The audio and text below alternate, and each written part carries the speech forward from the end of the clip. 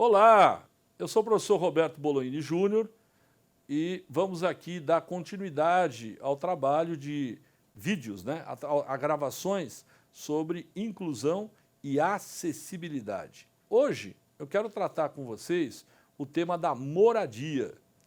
O Estatuto da Pessoa com Deficiência, também chamado Estatuto da Inclusão, Lei 13.146 de 2015, nos artigos 31, 32 e 33, tratam da moradia das pessoas com deficiência. Vejam bem, a Constituição Federal, ela determina em vários dispositivos a necessidade de uma habitação digna. Isso para qualquer pessoa, essa situação para qualquer pessoa, deficiente ou não. Aliás, o artigo 6º coloca a moradia como um direito fundamental. E o artigo 1º trata do respeito à dignidade humana. Passa pela moradia habitável, uma moradia com o mínimo de condições, passa a dignidade humana aqui também. A gente não fala só em dignidade humana quanto a direitos à vida, à sexualidade, ao respeito ao diferente, à diversidade. Não, dignidade também é ter um imóvel em condições habitáveis. Vamos falar a verdade, o Brasil é um país que tem uma grande defasagem habitacional. Nós, efetivamente, nunca tivemos uma política pública habitacional que suprisse as necessidades do povo brasileiro, principalmente da classe D e E. Alguns planos foram implementados, mas com mudanças de governo, esses planos foram simplesmente enterrados e esquecidos. O problema da moradia digna no Brasil não passa por governabilidade, passa por uma questão de Estado. Há uma defasagem habitacional em áreas urbanas que gira em torno de 7 milhões de imóveis. E também a questão das áreas rurais, do campo, a reforma agrária, sempre necessária, nunca aconteceu. Há medidas paliativas, mas que efetivamente não resolvem a questão. Tudo isso tem um problema que numa próxima data, nós podemos até abordar. Mas toda essa questão habitacional, seja em área urbana ou rural, tem um grande problema. É a colonização brasileira, é histórica. Nós fomos colonizados como uma colônia de exploração e não como uma colônia de povoamento ou de povoação, como ocorreu nos Estados Unidos da América do Norte. Aqui, nós nos estruturamos em grandes latifúndios e lá nos Estados Unidos, em pequenos latifúndios. Então, a diferença passa por aí. Quem tem terra, quem tem propriedade, não quer abrir mão. E, embora a Constituição Federal fale na função social da propriedade, muito há que se fazer. Melhorou muito nos últimos 30, 40 anos essa questão da função social, essa questão da propriedade, mas nós precisamos caminhar muito.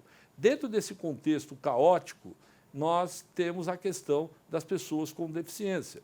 E esses artigos que eu citei, 31, 32 e 33, do Estatuto da Pessoa com Deficiência, contempla, sim, a necessidade da pessoa com deficiência ter uma habitação digna. O artigo 31, basicamente, ele menciona 3 situações, 3 formas de habitação digna. Primeira, o deficiente tem direito, junto com o seu companheiro ou cônjuge, de residir junto da família natural, de sua família de sangue, ou em uma família substituta, se ele for adotado.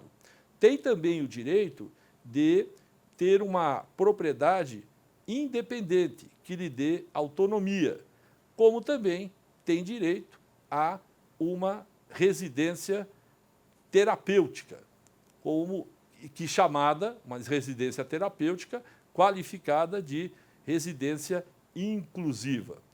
Essas residências inclusivas, terapêuticas, elas já existem em outros países. Aliás, não só essas residências inclusivas, mas existe uma legislação própria de proteção das pessoas com deficiência no que se refere à habitação digna.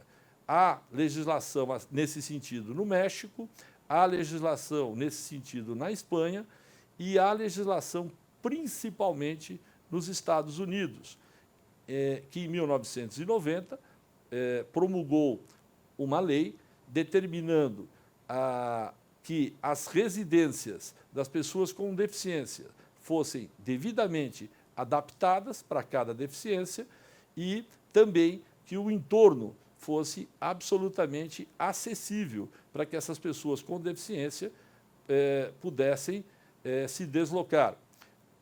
Também essa lei expressamente sanciona quem age com preconceito em relação às pessoas com deficiência. Aliás, na Espanha, na legislação espanhola, não é determinado apenas que as habitações sejam inclusivas, habitações de deficientes que tenham a propriedade do próprio imóvel. Habitações também locadas devem ter toda uma adaptação para que o deficiente tenha uma vida digna. O artigo 32 e 33 do Estatuto da Pessoa com Deficiência determina que essa questão da habitação digna, ela deve necessariamente passar por políticas públicas. Cabe ao Estado desenvolver essas políticas e os imóveis adaptados, eles devem ser de natureza pública, como também de natureza privada. A lei alcança ambas situações, imóveis públicos e imóveis privados. Aliás, determina esse artigo 32, conforme eu falei, que, existindo uma política pública habitacional, 3% dos imóveis colocados à disposição da sociedade devem ser reservados às pessoas com deficiência. E com detalhe, o pagamento, o financiamento, ele deve ser feito de acordo com o que o deficiente aufere por mês. É importante salientar que essa questão da habitação digna, ela iniciou-se com a própria Convenção da ONU e também com a Convenção Internacional das Pessoas com Deficiência. Também há, nesse sentido, a exigência de uma habitação digna no Pacto de São José, que o Brasil é signatário, também na Convenção Pan-Americana de Direitos das Pessoas com Deficiência. Então, vejam, existe muita base legal para que, efetivamente, essas políticas públicas de habitação para pessoas com deficiência existam e os deficientes possam ser atendidos. Aliás, não basta um imóvel com telhado e com paredes. Isso não significa habitação segura. Habitação segura é aquela em que o deficiente, na sua residência, fica salvaguardado de eventuais perturbações possessórias, de eventuais acidentes naturais, especialmente desmoronamento de morros e soterramento, e também a necessidade do local, conforme a deficiência da casa, ser devidamente acessível e o entorno também. Porque se você tem um deficiente, se há um deficiente que tem uma casa adaptada, mas ele não tem, por exemplo, o transporte para se deslocar da casa para o seu trabalho, para o seu estudo, de nada adianta uma casa adaptada. Nós sabemos que o Brasil tem grandes problemas, conforme o início desse vídeo, grandes problemas envolvendo a habitação, envolvendo a posse, e que dentro desse contexto caótico, a situação do deficiente fica agravada. Mas o Estatuto da Pessoa com Deficiência tem um papel importante, é uma mudança de paradigma, né? O deficiente era sempre visto em matéria de habitação como alguém que deveria ser servido, sem a possibilidade de questionar a própria habitação que lhe era dado. Pela lei agora, pelo Estatuto da Pessoa com Deficiência, o deficiente participa, é alguém ativo, ele vai decidir também onde ele pode e deve morar. E o Estado tem obrigação de atender às suas necessidades.